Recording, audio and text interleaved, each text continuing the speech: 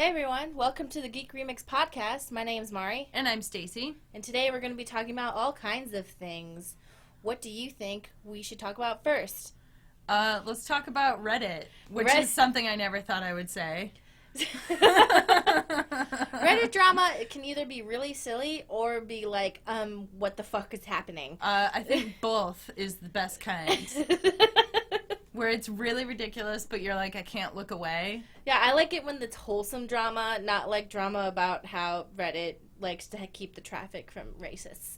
Anyway, so as you may or may not know, Reddit had a subreddit called Thanos Did Nothing Wrong, and then This is in relation to Infinity War, and Thanos is the... Spoiler alert. Yeah. He kills half of the population of the entire universe. Well, you could have done it without his whole theory was that you kill the entire universe. Oh, the entire universe, or half that you kill half the universe. But I'm saying like that's the non-spoiler version is that that's what he wanted to do. Oh, okay. Well, they built up a whole bunch of subreddit users. I think it was like some of them around in the mid 800,000s. So there was about 800,000, and AJ's trying to get on Stacy's lap, so excuse me if he knocks. He interrupted a voiceover earlier today, too. Because he just wants to be petted, and he's a little prince dog. But, and then they systematically banned half of the Reddit users of Thanos Did Nothing Wrong. And to be clear, for people who don't use Reddit, they didn't lose their accounts. They're just not allowed to post on that subreddit. And then the people who were banned went over to another subreddit called like Inside the Soul Stone, where they all made memes being like, "We did it. We were sacrificed for the greater good. We believe in what happened." And it was amazing. And this user N1407, who usually posts in prequel memes, does like these really high quality GIFs about like what happened, and it's really amazing. So basically, they took scenes from Infinity War and... Spoilers for this scene right here, and by the way. Cut it together to be about... Yeah, like, it basically about explains... the Reddit drama. It explains the Reddit drama in GIF form. I mean, these aren't GIFs, these are videos. Well, they're sort of... They're called... People call them high-quality GIFs, but they're not... But they're not really, but they are. Does that make sense? But he... makes these like crazy, really good ones, but it explains it. You actually did it. And then it's everything you need to know. And so, if you're listening to this just in podcast form and not in the video form, it's so amazing. So it's called Reddit Banfinity War. This is part 6. Banned! And they're showing, like, all the people, like, dissipating away, but he's putting banned on top of all of them. Unsubscribe quickly! This is no time to get banned! I know! He's saying unsubscribe so we don't get banned. Oh my god. This is... Something's happening. Prequel memes. So prequel memes is watching from afar being like, no!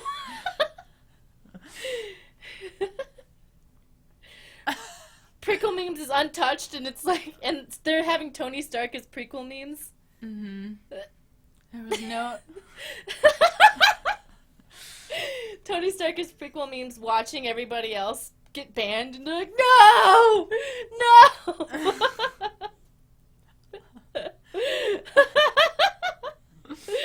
Oh, God. Oh. But then all the banned users went over to Inside the Soul Stone because it's theorized that everybody isn't really dead, but all their souls are inside of the Soul Stone so that they can be brought back. Because I very much doubt that Marvel's going to be like, yes, and then all of your favorite characters are dead. At the very least, it's like, oh yes, we had that amazing Black Panther movie that made more money than ever, and we just killed the lead character. This is the best. Oh yeah, the karma farms, they're all like dying and stuff. Oh man. Oh, it's so great. But I really love these, like, the Reddit Banfinity War Part 6. So Reddit user N1401 has an entire series. 1407. 1407, sorry. Has an entire thing of, like, how this worked. But it was just, like... And so if you're, like, behind the scenes and you're like, I don't understand what happened, just watch these GIFs and you'll understand.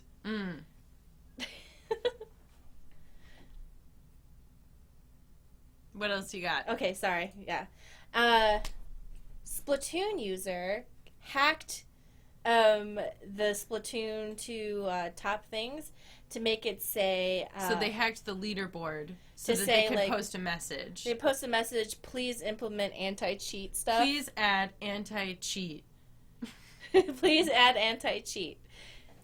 And so they had done that. And then the user says, let's just say they tried. Nickname NGYS. Thank you for using Nintendo Switch. Your in-game actions have been determined to be in violation of the Nintendo account. Something, because it got cut off. Basically, they banned them. They banned them for cheating, hacking during online play, even though they're trying to say, hey, please make it so. People can't cheat. People can't cheat. So, I mean, did they try, though? This is Nintendo's final decision, blah, blah, blah. So I don't know if they actually fixed the problem, but thank you. Thank you for your sacrifice. Thank you for your sacrifice. You didn't die in vain, but maybe you did. You probably did. Yeah. Okay, so those of you who've been on the internet in the past couple weeks probably are familiar with the controversy surrounding Scarlett Johansson accepting a role to be in Rub and Tug, which is about a trans man named Dante Tex Gill.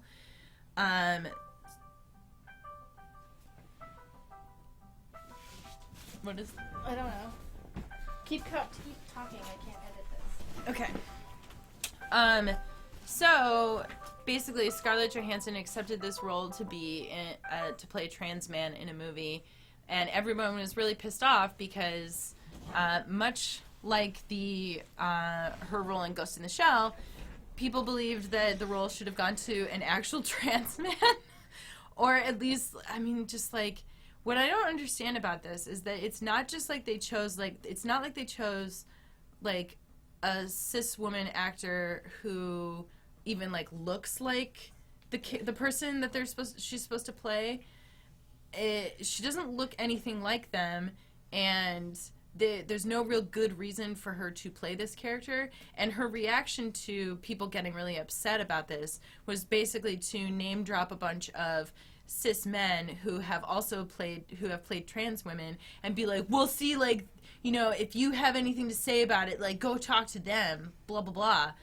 And people were like, that's not a great answer because those people also got a bunch of, you know, shit. But they also got a bunch of shit for taking on those roles. I think she was trying to say that they got, like, Academy Awards for it, and it's like, yeah, they got Academy Awards from a committee that's entirely not trans. Yeah, but I think that committee is honestly mostly like old white dudes, and they're trying like statistically they did a study. Yeah, like it's actually true. Yeah, I'm not just saying that to be like flippant. Like I think they're trying to like make the balance better now.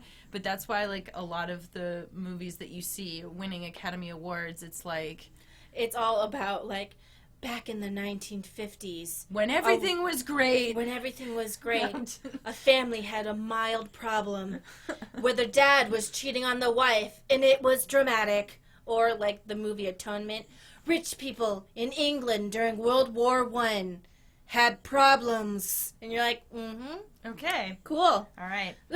And so, anyways, the article that we're looking at right now is on Forbes, but it talks about how to back up for a second. So she eventually came out and said, like, okay, you know what? Like, I'm not going to take this role. Uh-huh. And I'm glad because I really think that, like, I know that sometimes these actors, they're like, oh, but if I do it, then the movie will actually get attention. Like, I see where that thinking comes from, that they're like, oh, this story won't get attention otherwise. But the thing is that, like, we have to start somewhere with casting roles with, like, non-quote-unquote traditional actors, you know what I mean? That, like, you can't just forever keep saying over and over and over again that, like, oh, but if, like, a white cis person doesn't play this role, then the movie won't get attention. And it's like, well, no, but somewhere, at some point, somebody has to say, no, we're going to give this role to a person that makes sense, whether that's an Asian person or, like, a person of color or, like, a trans person, whatever it is, and to just, like, stop, like, shoehorning people into these roles that, like, maybe are not the best choice. I would like to say, as a Japanese American, I found it really disrespectful that she continually chose to do that. On top of the fact Ghost in the Shell. With Ghost in the Shell. And then she continued to be really disrespectful when people tried to be like, hey, like, that's not cool. Her reaction was, like, not cool. And her first reaction as an actress in Ghost in the Shell wasn't cool. And I made the personal decision because I choose to vote with my wallet. And, like, that's how I do it. I just chose not to watch the movie. And I don't know. I think her attitude has been really just frustrating for me, especially in the context that, like, a lot of roles get whitewashed. And while I understand that actors go, like, well, if it wasn't for me, like, will it do well? That literal exact same logic was used over 80 years ago. So With blackface and yellowface. Yeah. Yes. So, like, when I see roles like in Breakfast with Tiffany's, which is a cool movie and you're allowed to enjoy it, but, you know, you're allowed to enjoy movies with, like, stupid shit in it. And I'm not saying you're not allowed to. And I'm not saying you're not allowed to enjoy Scarlett Johansson's depiction in Ghost in the Shell. It's just, like, all I ask is please be like, I loved it, but also I see why people would be angry, and I hope that in the future it can get better. Yeah. But I definitely, after her actions, like, twice in a row, on top of Hollywood's tendency to whitewash specifically Asian characters, and I'm not saying it doesn't happen to other characters, other races. You're just speaking from a place of personal experience. Personal experience, like, you know, I'm going to be more sensitive to things, and I try to be sensitive to other people's shit, but, like, that really bothers me and had been really bothering me for a while. And in the cultural context of her choice to be in Ghost in the Shell, like, I was like, come on, like, we just had all these problems with Aloha and everything. Like, why can't you just... And you're not hurting for money. She's worth over $100 million. Aloha was the movie where Emma Stone plays, like, like Pacific Islander or, like, a Native Hawaiian. She plays a Hapa woman, yeah. Which means that you are, like, mixed Asian. And I'm just like, you know, you got to start somewhere, because when you make an excuse that's over 80 years old in order to appease racists who don't want to see a person of color on screen, then maybe you need to make a change and not just be like, I'm complacent in the system that allows me to succeed while other people who are different than me cannot. And a few people on Twitter asked me why, like, Scarlett Johansson, a cis woman, can't, like, act as a trans person. And they go, like, well, does that mean a trans person can't play as a cis person? And I'm like, well, if that actually happened, maybe that could be a question we can answer. But that doesn't happen. Yeah. The reason why trans people want to be represented by trans people in media is because, well, there's many reasons. But one of the reasons is trans people aren't given any roles at all, whether it be trans or cis.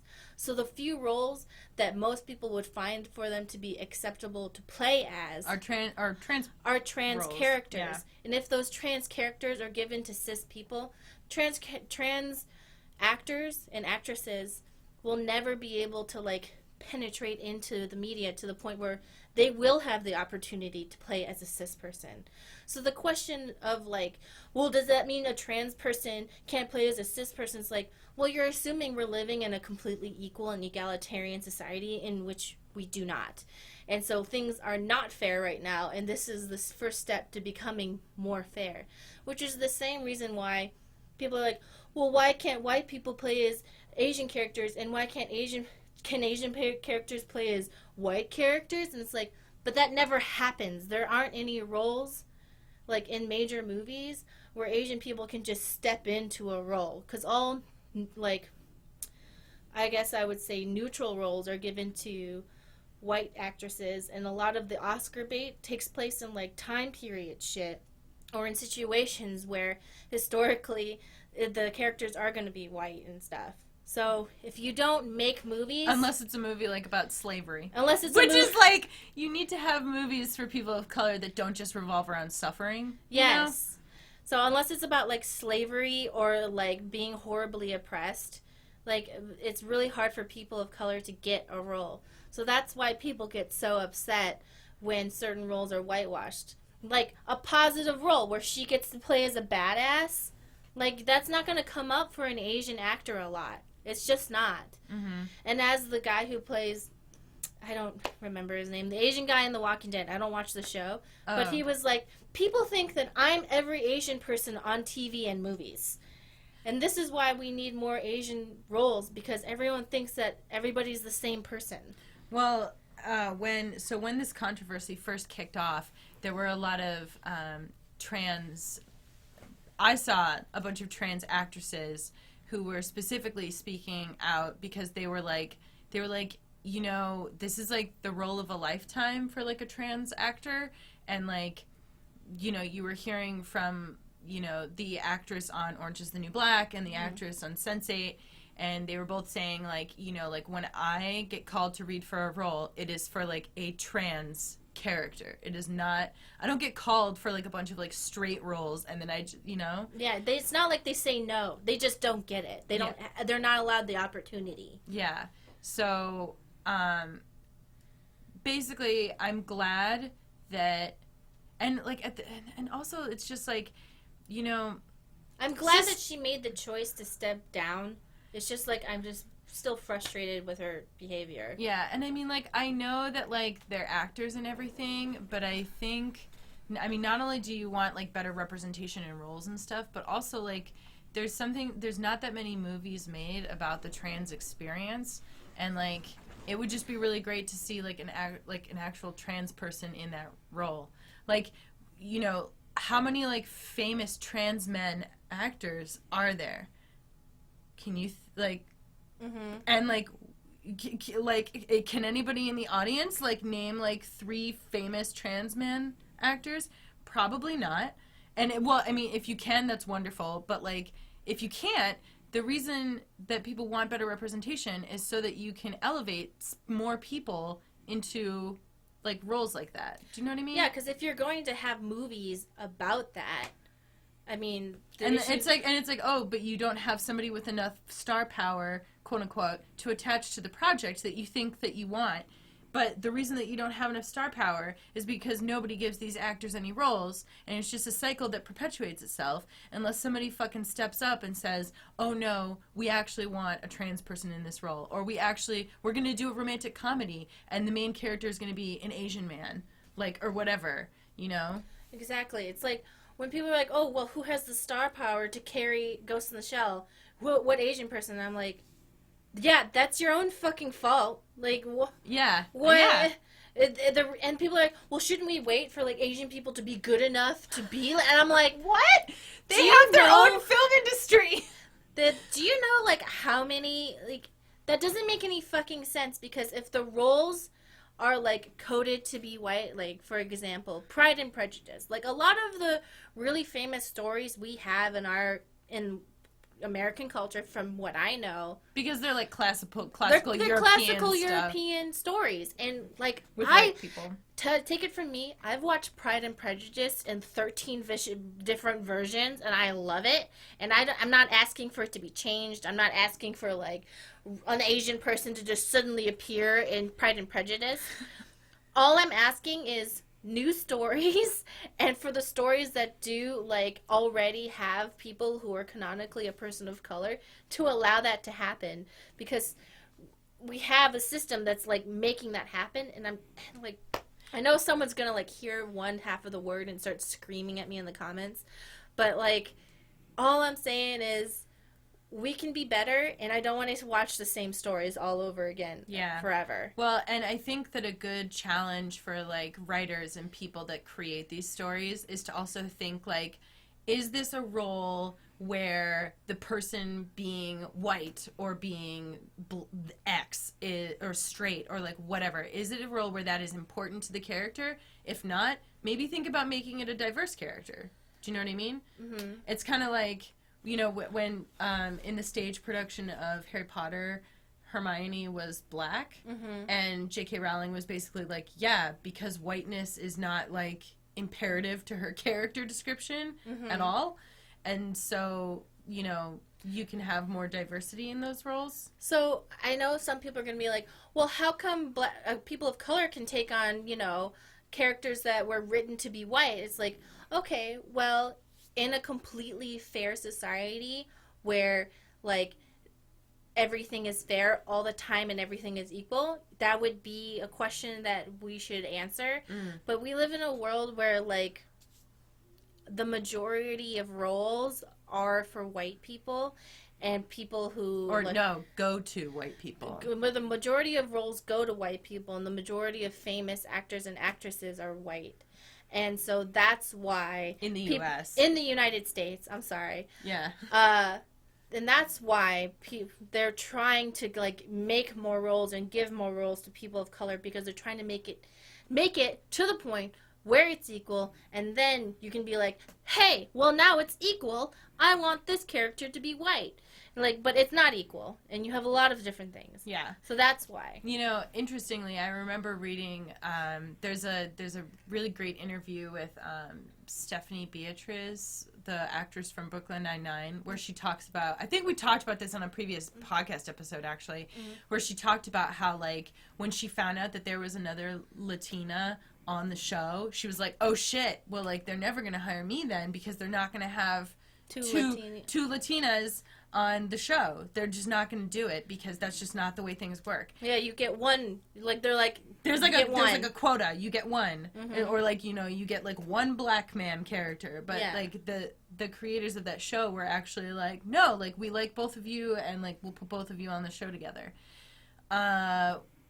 Anyways, we digress. Did you love how her dad is Machete? Yes. That whole coming out episode was actually, like, really emotional for me to watch, just because of, like, the way her parents react and everything. Yeah, because they rather would have had her be a side chick than be in a loving relationship. That sucked. But another thing, so the article that we're specifically looking at about Scarlett Johansson basically implies that she ditched the trans role, not ditched, but, like, that she dropped out of the trans role basically to save Black Widow, because there's going to be a Black Widow standalone movie with a female director, and they had teased this for a while, but they kept trying to they were specifically looking for, like, a woman to direct it, and they kept not finding the right person, and at one point they were like, should we hire a dude? And everyone was like, nah, we shouldn't do that. It's really frustrating because, like,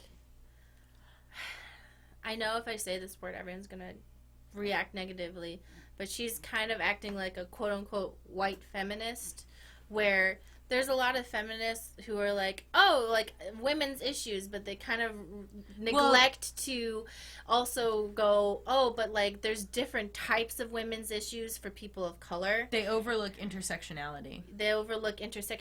So they're like, oh, well, what about me? And then, like, so the light should extend to me and no further. Well, that's kind of like, remember when the Oscars thing happened, and who was it that got up there on stage? Emma Stone. And mentioned the female director when there was the guy who directed Get Out. Yeah, no, and there was another guy too. But anyways, she was talking about, like, how like, oh my god, and then there's, like, one woman in this category, when in reality there were, like, also, like, men of color in that category, which was also a really big deal.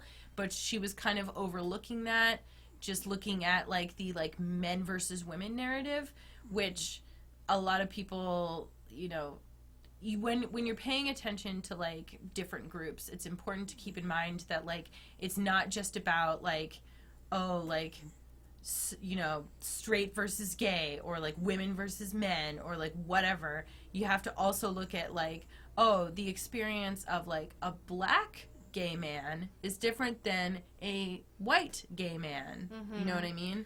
That's why, like, I try to explain that being an ally is more than just, like, trying to make it about yourself, I guess, because to me, like, if Emma Stone wanted to be supportive, she would have been like, hey, like, it's really great that we're able to have a one woman here and then some men of color and stuff like that. Like, that's how you be supportive of everybody's thing. Like, in the LGBT plus community, I personally think that, you know, if you're queer and cis, like, you should also be supportive of your trans brothers and sisters. And, like, if you're trans, be supportive of non-binary people, because we're all here together to work together to help each other to make the world better.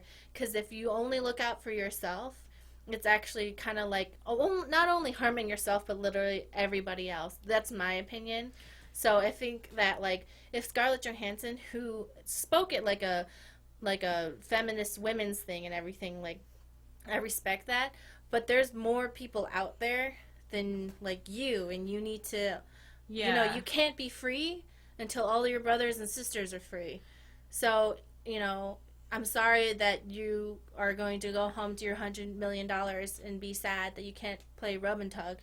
But, I mean, try and reflect a little bit more. And I think that, you know, for a lot of people, it is natural to come at things from your own experience.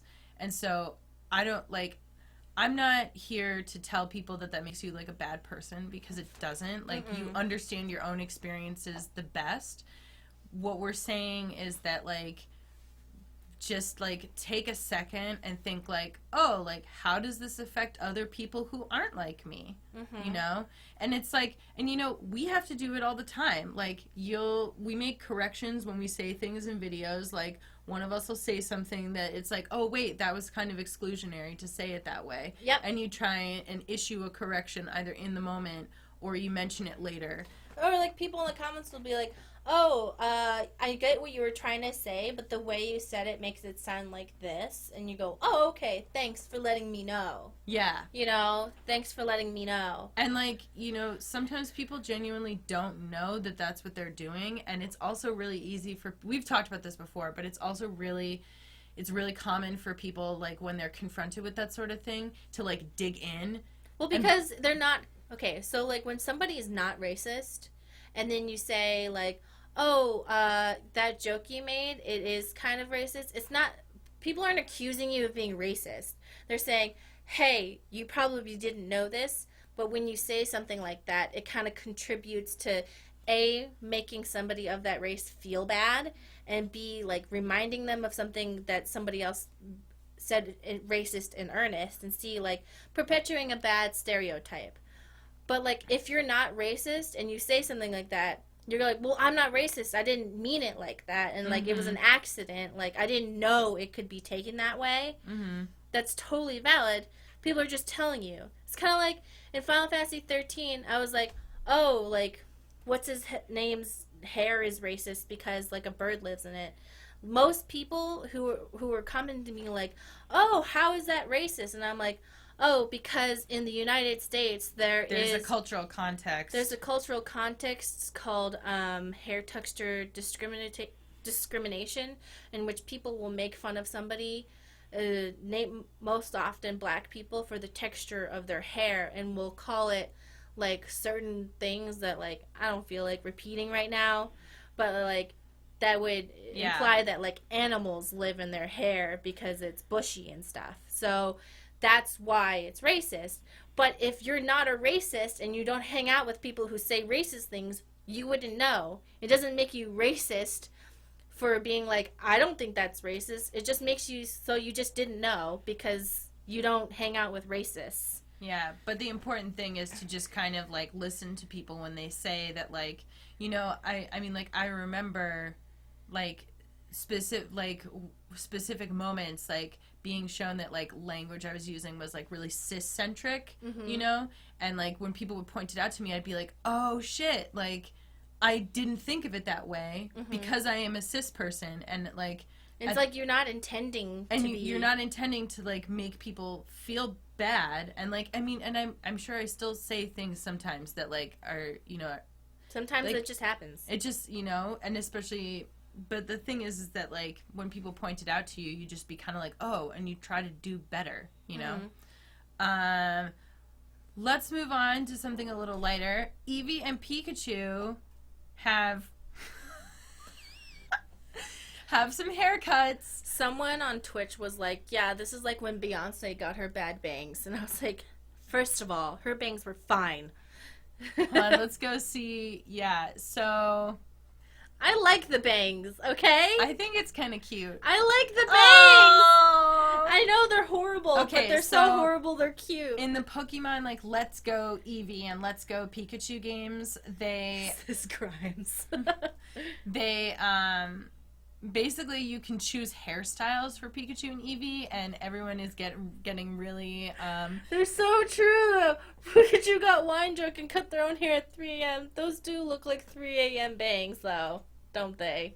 I don't know. They look like 3 a.m. bangs to me. I've seen a lot of people with baby bangs. So this... Oh, wait, yeah, you're right. That did look bad, Beyonce. Never mind.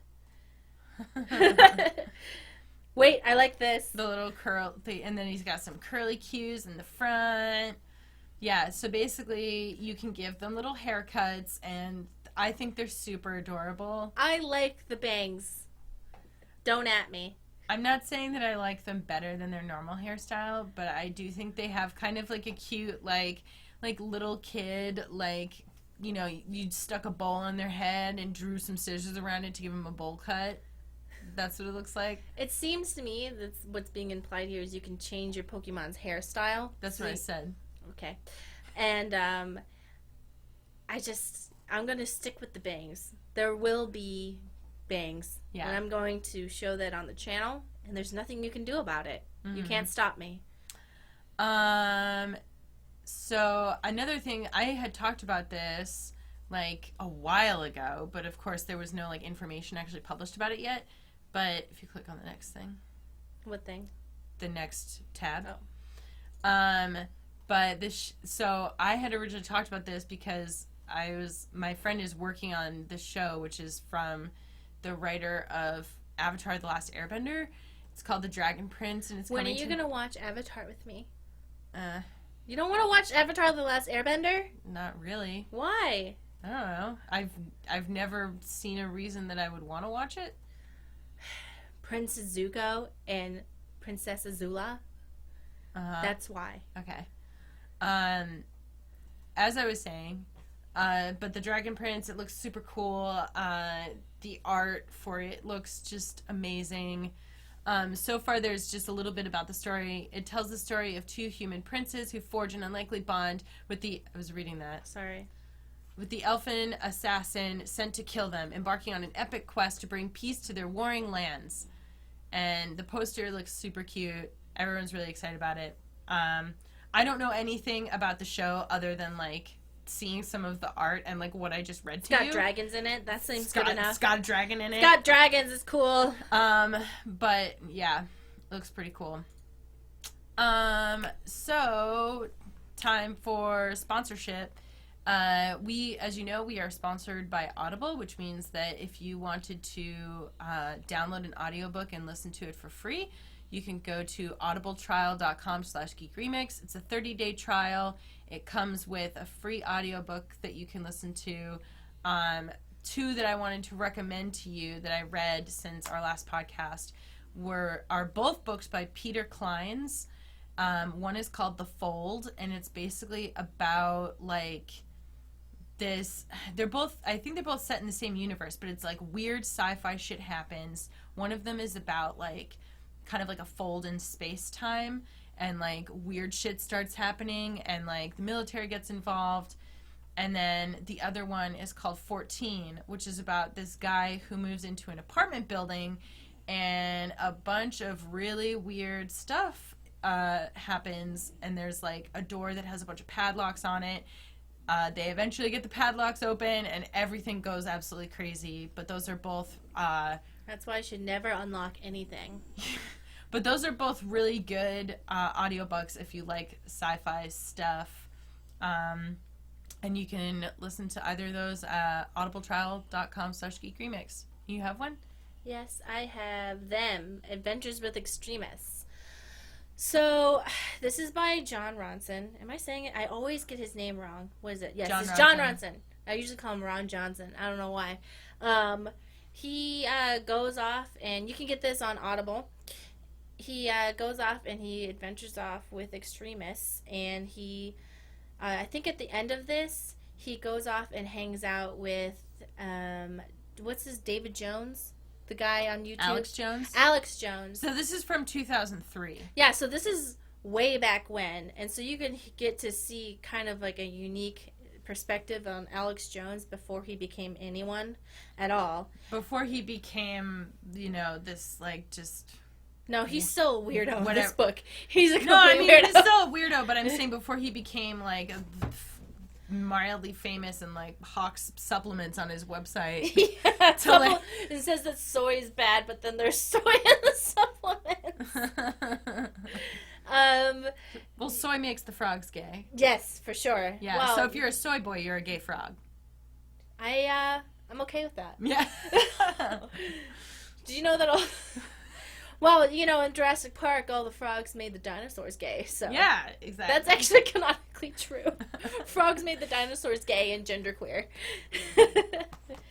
Well, gender fluid, I should say. Mm-hmm. But you get to see him, and you, he's not, being an extremist is A-okay. He just goes off, and he, interviews them, and, the way he writes is going to seem like he's like, maybe I should be open-minded, but that's just the way he writes, where he tries to, go through every single thought process you could possibly have about a subject, but then at the end he'll have a conclusion of, these guys are weird. And in conclusion, what the fuck? Yeah, that basically, at the end of the book, he goes, in conclusion, what the fuck? Yeah.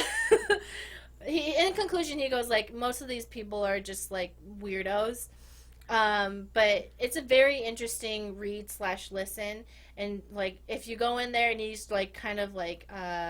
giving the ideas of what they're saying any merit, it's because he's trying to give the full picture of the thing before he conclusively says no, they're weirdos. Well, yeah, and I think that also that's just his writing style. I think also there aren't I feel like the whole purpose of this is to show here we're gonna look at all of the things they say. Well, part of his writing style also is he kind of tricks you into thinking you agree with something, and then he will give the evidence as to why you shouldn't agree with it, so you can understand why people get duped into it. Why people get sucked into the trap of... Yeah, because in his other books, he, gave all the talking points of Scientology, and he goes, maybe they're right, maybe they're blah, blah, blah. But then he's but then I did research into this, and I realized that my thinking previously was incorrect. So if you are reading this and you go, he's defending weirdos! No, he's not. He's setting you up so that you can correct yourself. Mm-hmm. He's teaching a different type of thinking. Mm-hmm. So I think it's an interesting read to me. Definitely. So if you want to check that out, again, the link is audibletrial.com/geekremix. Woo! Woo! So, as always, this podcast is thanks in part to our supporters on Patreon. If you want to support it... Stacy is an Instagram model now. Follow her at Geek Remix. I love how the first picture that came up is that one with AJ. There she is. Punk trainer Stacy challenges you to a battle. Oh my god. And Mari helped me with the photo edit on that. Because we didn't have any Pokeballs. We didn't have any Pokeballs hanging around. But we did have AJ. Yeah. AJ Stacy's Pokeball. Yes. So, yeah, I'm getting back into my, cosplay and stuff. So if you guys want to check that out, feel free. as always, this podcast is thanks in part to our supporters on Patreon. We, very excitingly, are working on the Heavy Rain video. Oh my god, that face. We're working on the Heavy Rain video. We have the script, and we're doing the voiceovers and editing, hopefully sometime this week. So we're very excited to get that to you. Sorry it's so late. Yes, but it's fine. Sorry it's so late. It's partly I've just been going through some shit, and it's made working on creative projects really hard lately, so. It's hard to be creative when, all of your resources are going to something else. Yeah, when you feel like your whole life is falling apart. Anyways, follow me on Instagram for great cosplays! So if you want to support us on Patreon, you can go to patreon.com/Geek Remix. Oh, that God of War photo. It was liked by the creator. Corey Balrog, the creative director. I'm very proud of that. He retweeted it, right? Yeah. That's how you know. That's when you know you're valid. Yeah, that's how you know. So, anyways, if you want to keep in touch with me in between recordings and whatnot, you can find me on Twitter, Instagram, and Tumblr at Geek Remix a lot. Do you have anything else to add before we sign off? I'm just disappointed that you are a Death Eater, so. I thought that was really cool, though. I know that you don't like it because it's like essentially magical Nazis, but I'll let it slide because it's Harry Potter. Because it's Harry Potter. So you didn't finish the books completely? No. I know about them. It just it doesn't have the weight of a real Nazi. No. Yeah, it's a stretch. It's not that I don't like it. I was like, Stacey, you're a magical Nazi. You didn't tell me. No, I'm not. That's not like my persona. Okay. I can't believe it. You're a magical Nazi. You're a magical Nazi. Oh man, there's so many pictures of AJ too. What is this video of my dog? Why are you harassing my dog?